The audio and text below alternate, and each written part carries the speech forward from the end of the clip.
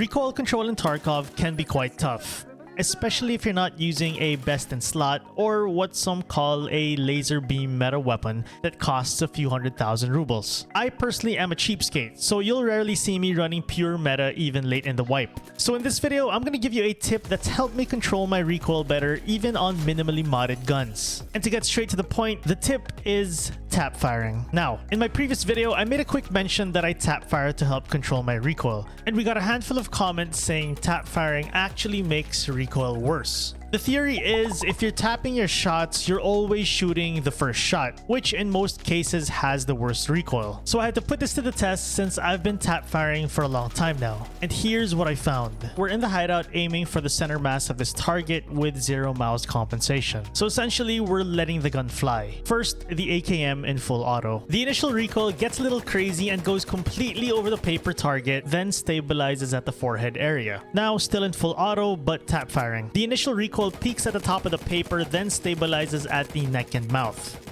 For a clearer picture, here's a test against a concrete wall. That's full auto with the trigger held down. Now, still in full auto, but tap firing.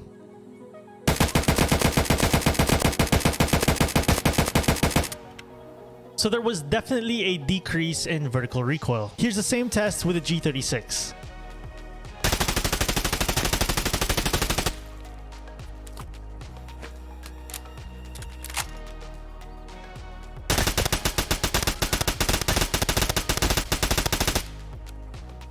And one more time with the Ash 12.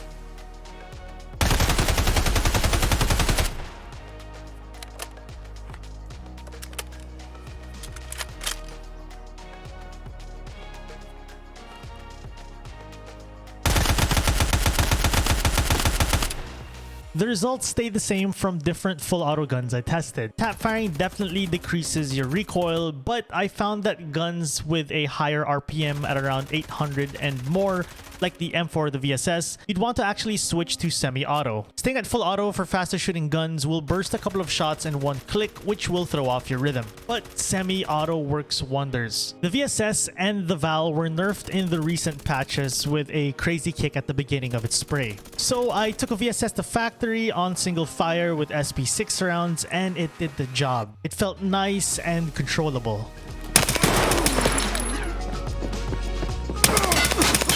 But it doesn't mean tap firing is objectively better than holding down the trigger. It's definitely a case-to-case basis. Like if you're using a laser beam of a gun like a Vector or any of the close to zero recoil meta builds, you definitely want to full auto your heart out. Another good situation to hold down the trigger is when you're at knife range with your opponent. No matter how crazy your recoil may be, you're most likely gonna hit your target anyway. But for myself personally, you'll find me tap firing a lot, especially when I'm using low to mid-tier mods on my guns. I'm also not the most mechanically gifted gamer, so natural recoil control isn't my best thing, and tap firing helps a ton. My radar luck right now is not...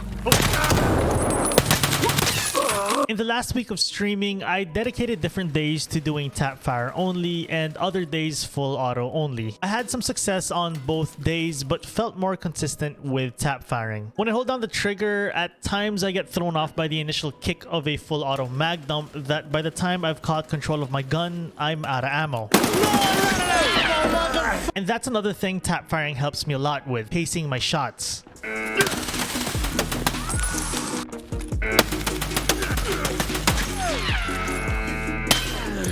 Pacing between each trigger pull allows me to be more efficient with my shots and keeps me in fights longer with a 30-round mag.